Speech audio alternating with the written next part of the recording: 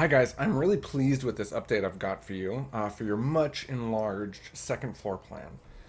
Looking at the demo plan, not much should look different from what we talked about in our meeting. You're seeing a little bit of an opening here, perhaps to make way for the fireplace for the living room, and making way for a larger living room by taking out these closets is really helpful.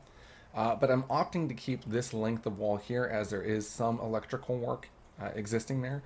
You could move it. We could open up this hallway a little bit more, but I think it's a fine place to act as an end cap for some shelving, some media extension past the fireplace.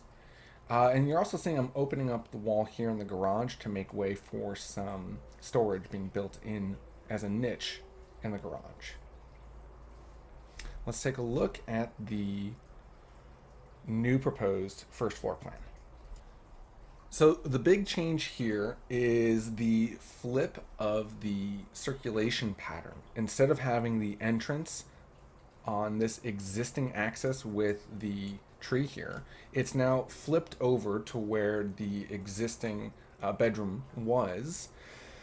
And the stair is now rotated and takes a more central location in the home. And this really yields excellent results both upstairs and downstairs, I think. So looking at our approach to the home, I would propose a new covered patio that it'd be nice to have the roof for the entryway coming out just a little bit past the extension of the home here, where we're building out what was a courtyard is now going to be flush out with the face of the garage, the front of the garage, and then we'll keep that existing recess where the existing bedroom wall is, but we'll put the existing door here, opening into a very large and open foyer that has a clear line of sight to the living room and out through some glass to a covered area, semi-covered perhaps. But at the glass here is room for some planters that surround this outdoor seating area so that it's a bit screened from the mother-in-law's sliding glass door. So resetting our view here, the foyer is very, very open and has a view to the stair.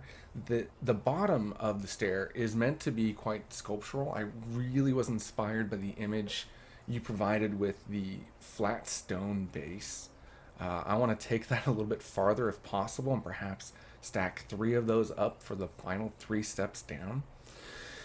And I think doing so will just create the perfect Christmas photo opportunity. I can imagine families stacking up these stairs with the Christmas tree on this hearth, essentially. When the Christmas tree is not up, this would be a very fun spot to sit and read, pick a book off a shelf here in this niche, or display things in this niche, but with this big stone hearth right in front. And it doesn't choke down your circulation options at all. This is extremely very wide and very open. There's room for a baby grand piano in the middle of all this extra space, or perhaps a more informal circular table could fit here. There's plenty of room for seating.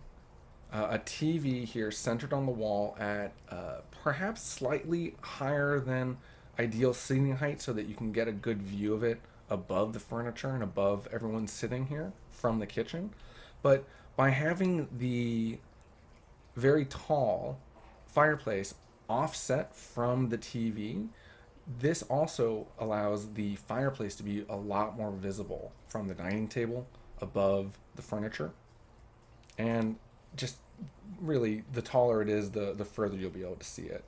So I'm excited about the idea of offsetting the fireplace from the TV. And I feel like this amount of closet space is quite ideal for that. There's still a little bit of closet space left over here and here. But I think then there's still plenty of room in this bedroom, this existing bedroom, for a couple of tall wardrobes to flank a dresser with the TV above. So I think we can make up for this lost closet space in the room without the room feeling cramped at all. the TV would have a hearth underneath it. The fireplace hearth would continue wall to wall, but would perhaps stop at a tall bit of storage that is L-shaped in plan to wrap around the corner and die into this existing wall here with the electrical panel. There's a new way to get to the garage. There used to be an opening here. We'll close that off and put a new door here that connects to a small hallway. And this hallway is meant to have a bench, and that bench is meant to have storage behind it that's built into the space underneath the lower flight of steps. Directly across from that, centered on this wall, would be a pocket door that could be open most of the time so that you have an easy way into an amply sized entryway with L-shaped benches, plenty of locker storage above here, shoe storage underneath, and tall storage right here. But when you have guests over, close the pocket door so that everyone can pose up on the very sculptural stair and not be peeking into what is probably going to be a messy space. So let's close this door when possible, but still it's so open. So let's now head upstairs, and as we go upstairs, we are walking above the pantry space. So the pantry does not have full height storage. At this point here, it's about half height storage, but it's enough for a countertop and cabinets below. But then this is all full height storage here and here as well.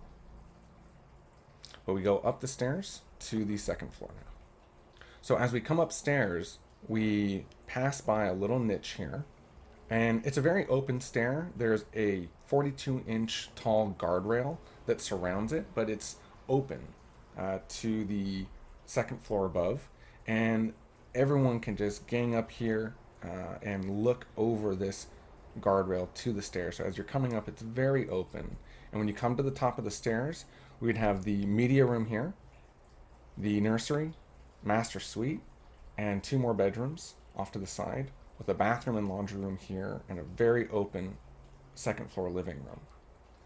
I think it's interesting in the media room here, I wanted this space to have that central spot over the entry. So this is the bedroom, this is the window that would look down and see visitors waiting or queuing at the door.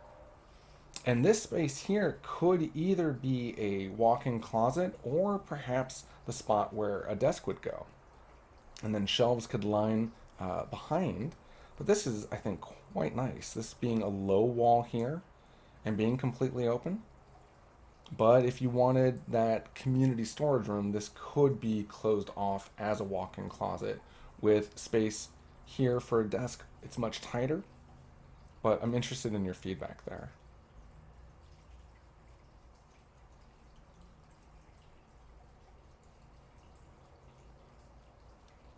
The upstairs family room is lined with floor-to-ceiling bookshelves. There's a lot of room for seating. There's room for a full grand piano here. So this stretch here doesn't have to be for the piano. This could be for, well, if not a built-in bench, it could be for another couch or a set of chairs, a pair of chairs that back up to the pony wall, the 42-inch tall guardrail. It's a huge space, and capping the end of the second floor living room is a nearly full width and quite deep bay window. It's not quite a bay window because we're going to have storage underneath it, and it's going to be quite tall and quite wide. So it's really floor area, but it's going to cantilever out past the ground floor below.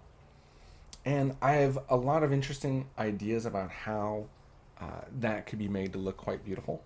But luckily, we don't have to try and convince the city of Cupertino that bay window doesn't count as floor area. We are counting it as floor area.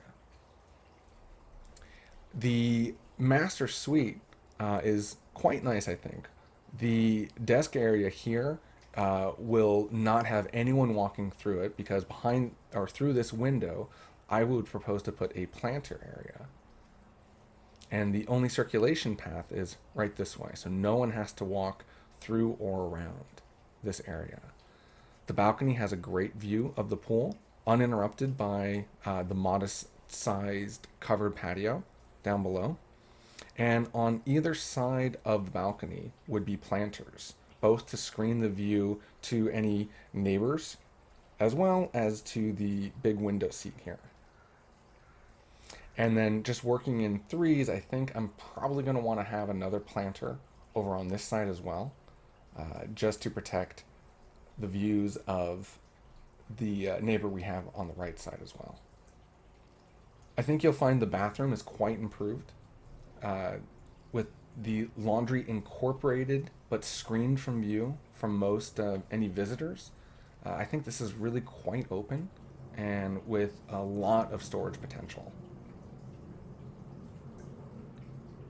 And I may, maybe I'm going a bit over the top with the towel bars here, but what I'm proposing here is that within the wet area, there would be a towel bar for washcloths and things that are going to perhaps be dripping wet, or meant for a initial dry off.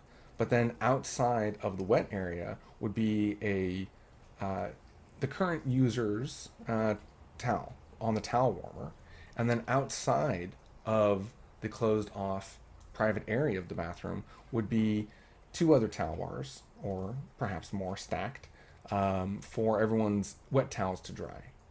And then the towel warmer is available for the next person to use the shower. If any visitors are upstairs and they are going to use this bathroom, when they open the door, there's a big opportunity for art or perhaps a mirror here. But this door can be closed and locked for privacy for anyone who needs privacy, but it can be left open and quite airy. Thank you guys so much for your time reviewing this video. I look forward to hearing back from you. Thank you.